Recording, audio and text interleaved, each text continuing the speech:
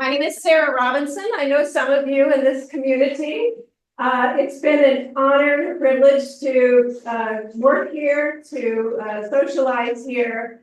I live in San Anselmo, but my heart tends to stay in this area. So over the past couple of years, originally working with the county, but now working for the Marin Aging and Disability Institute, I've been able to get to know this community and to talk about all things aging. And that's why we're here today. How are we going to continue to stay in this community and in our homes? I have to speak a little bit more in depth about the Elders Council. Oh, you already did it. Thank you. So Suzanne mentioned that a council has been formed here. You may have seen or read about it in the Senior Connection newsletter. Is that what it's called? Elders Connection. Elders Connection. And this group of people came together much like you did today because they really care about what's going to happen in their lives. And they really care about staying here. So coming together, they began talking about what is it that they wanted? What do they want for all of you? And these are some of the things that characterize this area, characterize the community, and that they want to hold on to. This is a very welcoming and supportive community with incredible relationships.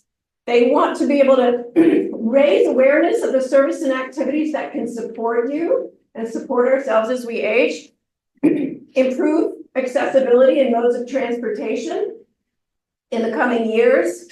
They want to be doing planning that's inclusive of all, but very focused on aging, but knowing that if you focus on aging and what people who are growing old need, you are very likely providing the services and supports for all other ages too, and for the future generations. Providing opportunities for contribution. This is a community, as you know, that's very heavily reliant on volunteerism and people working together. They wanted to foster that and continue it. And they want to leverage the assets that you have here already, including many of your partners, community partners and providers, like this community center here, and how to best leverage those to ensure your future.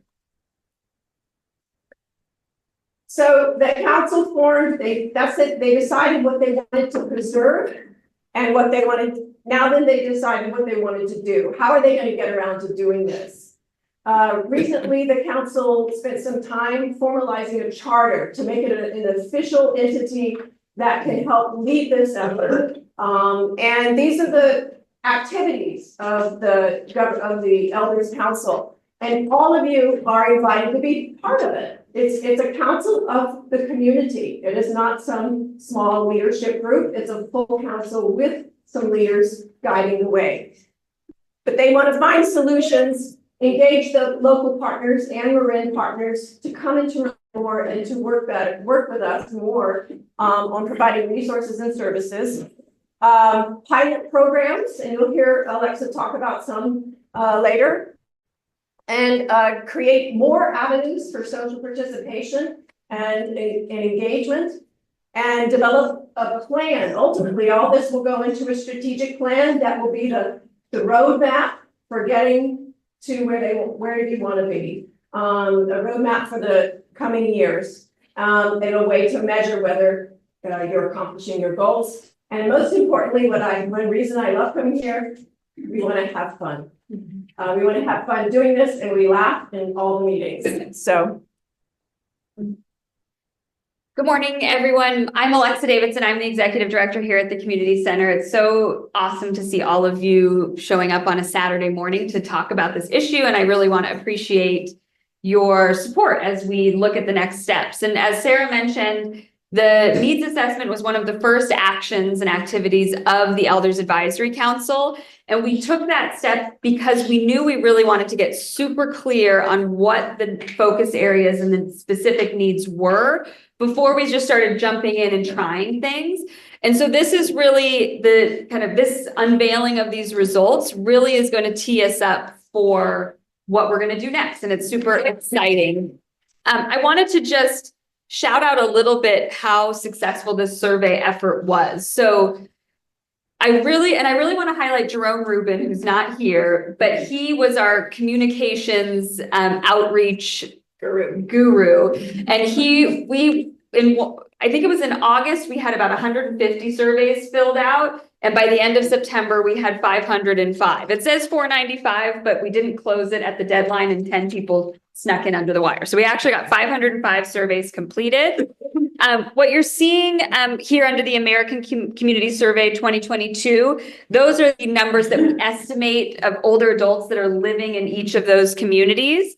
And then those are the numbers under our zip codes and surveys completed are the numbers that we actually got from each of those communities. And we made sure that we had enough people filling out surveys in each of those areas to have statistical significance, meaning that we know that we got a decent sampling of the people living there to truly understand what the needs are in each of those towns. And then, so we feel pretty confident that we have a really good understanding of what's happening here in our community for older adults. I wanted to also talk a little bit about the ages that we surveyed. So we very specifically started the survey at 50 years or older, knowing that people who are 50 years right now may not be thinking about aging, but they are this next generation that will be aging in our community. So we wanted to start there and then go all the way through, 90 plus. And what's really exciting is that we got a great spread. So we didn't just have people who identify now as older adults filling out the survey, but we had people who are thinking about that for the future. And I think one of the things that's really key to understand is that what it means to be an older adult look different for everyone. So I have a lot of people who, say, oh, I don't really feel like a senior or an older adult. But it's good to start thinking about these things as you head into that. So it's just an exciting spread to show that we really tried to get a good sampling, and it was a successful effort. So now we're going to get into a bit of the depth of the report. In analysis, a typical that we use is called the SWOT, which is looking at, if you take a group of a set of data and you're looking at the strengths, the weaknesses, the opportunities, and what are the threats or barriers. I don't like SWOT because I don't always like to consider things weaknesses. I like to say they're just challenges we got to get over. So I call it SCOT. So this is our SCOT analysis. What are the strengths here? I'm singing to the choir here. Good quality of life. People here say, I have a good quality of life that I want to preserve. Most of this population gets to the doctor and does a physical every year. That's tremendous because that's very different from, believe it or not, a lot of the other parts of Marin. 92% of you are still driving. That's pretty average. That's the norm for Marin. But of course, we have to think about the next 15 years. What are the challenges? Your number one concern in this community is losing your independence. Does that surprise anybody? No. It doesn't surprise me. Security. Number two concern, and that's usually tied to rental cost, or just overall budget challenges. And that's a Marin phenomenon right now. Home yard maintenance is your third top concern. Many people are living in older that are needing probably delayed repairs. And maybe challenges, mobility challenges, or keeping you from being able to do the yard, to work on the yard. So those are the top three concerns. Opportunities. you all know each other so well, so many of you. The majority of the population said, I do know my neighbors and we get along. Many of you are voluntary. Now, that may just be in your own, wherever you're in your days, but volunteering, whether it's here in West Marin or not. And that's a mistake. I got that there too. But yeah, oh my, I did that on purpose actually.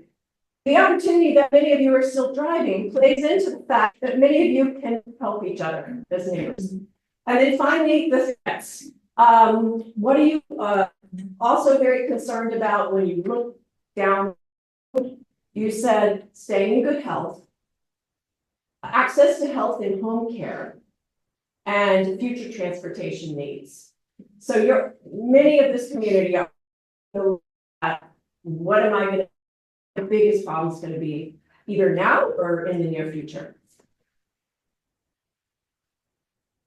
So what we're really going to focus on today are 5 key focus areas. And Sarah went in a little bit of detail under some of these in that last slide, but these are the high level 5 areas in order of concern as they showed up in the survey results.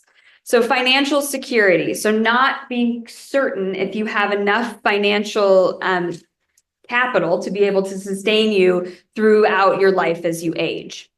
Housing, whether that is related to maintenance, whether that's related to affordability, or just being able to have a safe place to age in this community. So what came up around cognitive impairment and just about what happens when that shows up for me in my life, not having local access to direct healthcare services, and then transportation, as we talked about, there's definitely a concern that transportation, right now you may be driving, but you're concerned, what happens when I can no longer drive and I don't have local services? How will I be able to access the things that I need? And then the 5th focus area and area of concern was community connections. So wanting to maintain interconnectedness to your neighbors, to things that you care about, and to the community as a whole. So we'll go through each of these a little bit more and I'll share some details from the data. So the struggle is real. It's real in Marin, it's very real here. 47% of people in Marin find it difficult to live on their total income. Many that live on a fixed income are struggling to make ends meet and making rough decisions or balanced decisions about what they might need to not have from month to month. This concern has increased since 2019. It's up 16 points, 16 percentage points in Marin as a total. So our population, we have, if we look at the total population here in West Marin and in Marin, we break it down to who is the most vulnerable, who has the highest need, if you will. And what we see is that people 75 and older, people who are low income, women, Latino, Hispanic, people who live alone, and people who are lonely or food insecure have the highest level of need. Not just financial need, but it usually plays out into health needs and connection needs, isolation. So those groups we really have to be concerned about. So let's talk a little bit more about housing. So one of the things that showed up in the survey was just concern around rising rents. So a lot of people have been living in rentals that have been affordable for them for decades, but then with the rising housing costs, landlords are raising rents and they're no longer able to afford those places to live. And then they have real concerns about where they would go from there. And then jumping ahead is there's also a very low availability of other affordable or accessible housing for older adults. So if they lose that affordable rental, it's not like there is a plethora and like a large stock of affordable housing that they could move into. And so there's some real concern about if they lose that, their rentals, where they would go, and it likely would not be in this community as it stands right now. The other thing that really jumped out in this housing section is that 68% of people said that they needed modifications to age in place due to a deteriorating state of their homes or like deferred maintenance, where they've been putting off repairs for a long time. They may lack financial resources to be able to address those things, or even just, connections to the right people who would help them with that. And the reports were that a lot of times it feels overwhelming, where they don't even know where to begin with those home modifications and repairs. This is connected in our minds and how we read the survey to a lack of not having a safe place to live with the necessary age modifications in place. We believe is contributing to a high number of falls that are happening in our community. So 30% of people had a fall in the last year, and 22% of those ended up in visits or went to the ER in the last year. And so we're recognizing that without having safe places to live, we're also seeing then unsafe conditions that are leading to potential physical challenges for older adults. And then it's kind of, we're seeing this little example of, first, it's not having the correct housing or the safe housing, then it leads to a fall. Then there's this navigating, okay, how do I get to the medical place to address that? There's not something local, so they're ending up in the ER, which can be a bigger financial burden. So it's this kind of cycle that we're seeing where home modifications seem to be at the core of, if we can address that, we may be able to address some things related to falls and these other things that then follow. And that takes us into health and wellness. So we've talked about the fact that many of us do not want to lose our independence. The word that came across in most of the comments in the survey, in fact, the comment that was repeated the most throughout various questions, was, I don't want to be a burden on my family or friends.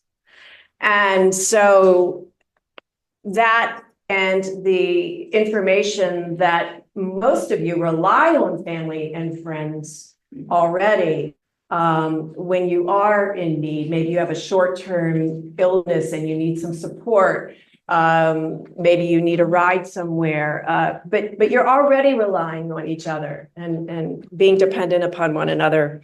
The other, the second prong of worry in this community, and I would say this is true in most of Marin too, is you're worried about your cognitive health. 29% of you said that you already are having cognitive issues that are impacting your daily life, sometimes or always.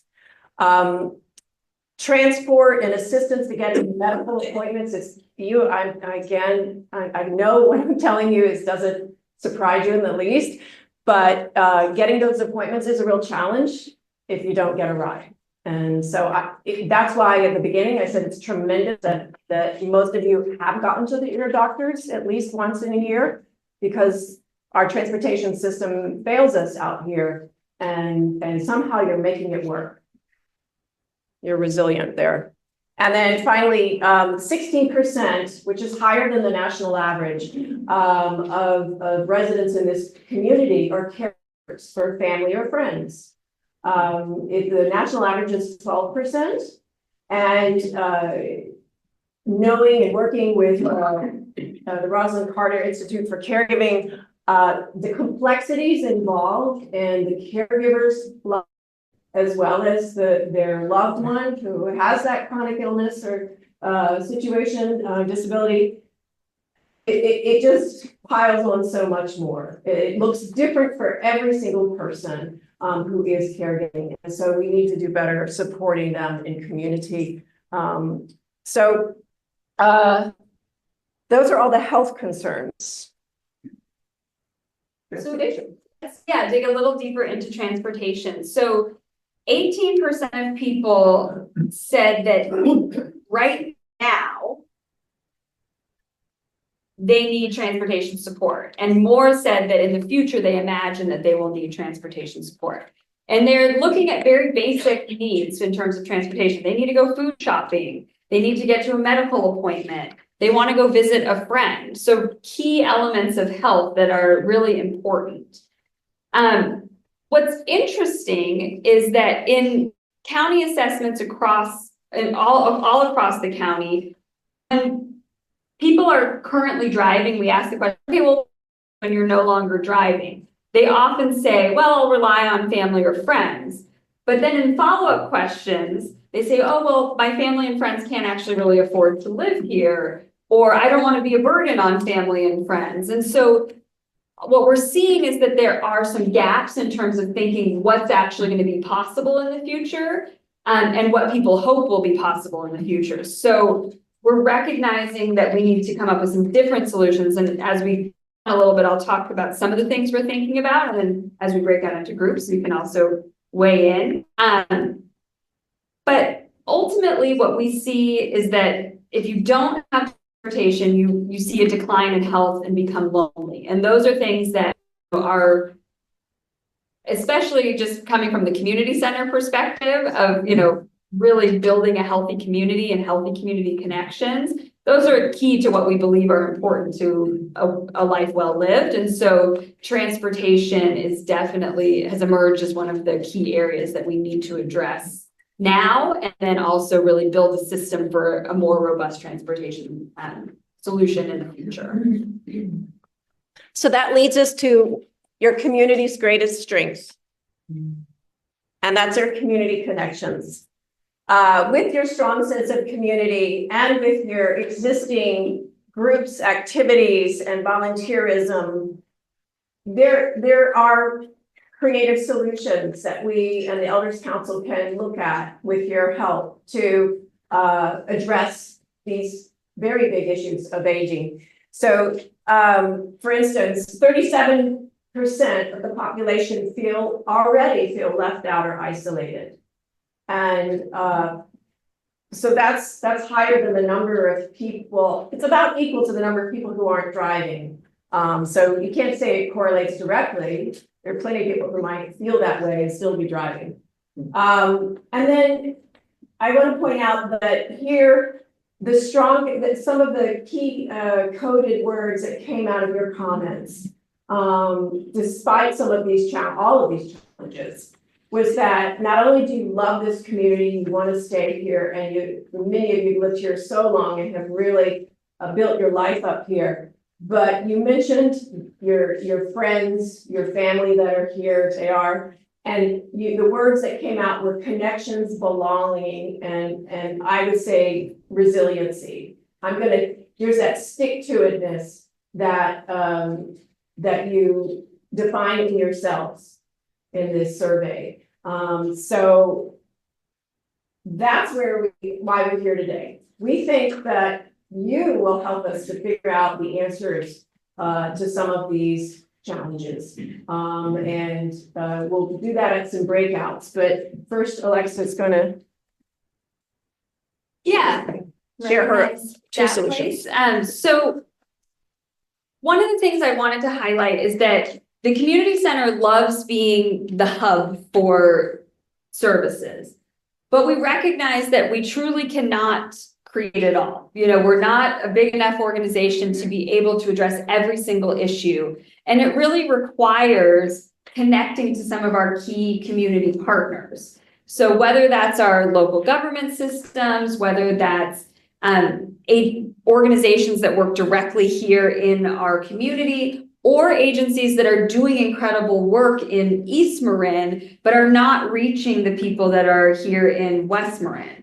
So one of the things that we're really trying to establish is being that trusted partner that can pull in the right resources to address these things. We don't need to start from scratch on a lot of this. So there's solutions that are working in other communities, But we have to recognize that we are a unique community, and we're willing to be the trusted partner and the group that will actually help steward those things. But it does require a lot of involvement and engagement from our different community partners. So, just looking around the room today, I see representatives from Verge, I see Two Valley Community Land Trust, I see lots of people from our community center programs like the Growing Old Gracefully groups, volunteers who work at food banks, who teach classes here. So we have so many incredible people that are doing this work. And now is when we really kind of braid together what a plan looks like to address these needs in a more systematic way. And before we break out into our groups, I wanted to talk about two programs that we're working on right now. So just so that I don't want to drop you into a group and you create a solution that we're already creating. You might have some ideas for it to help improve it. But we are having early access to the survey. We are immediately getting started on a transportation program. So there are successful models that have volunteer driver programs where people who are driving and have time to volunteer can sign up to offer rides, and people who need a ride can request a ride, and we can match those people together to address, it could be getting to the senior lunch, a quick ride. It could be getting to Kaiser and San Rafael. It could be, getting dropped off to go visit a friend and getting picked up later. So we're building a system right now where we can start to link those people up. The other thing that we imagine after piloting it and seeing how it goes is also having a place where people could request, I need light bulbs changed at my house, and someone could sign up to do that specific task. Or I have some heavy boxes that need to be taken down from my attic. So we can start to actually put a system in place where people request the services that they need. We're going to build it initially around transportation, and then we'll see how it can grow from there.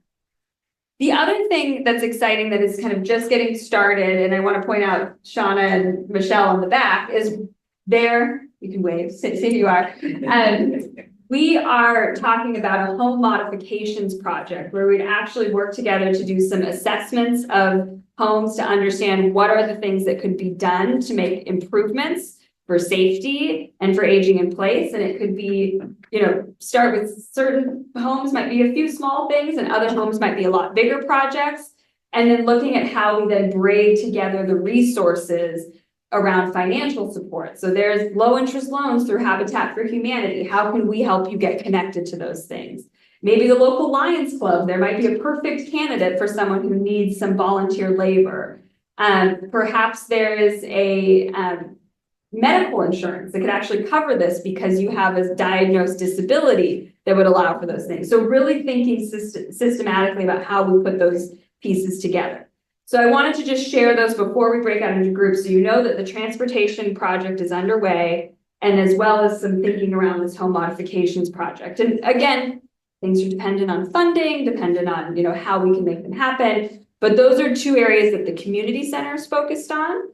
And then there might be other areas that different partners need to come to the table to really support certain things. So when we go into our breakout groups, and I'll explain how that's going to go here in a second, we're going to be focusing on a few key areas. So, what are potential solutions?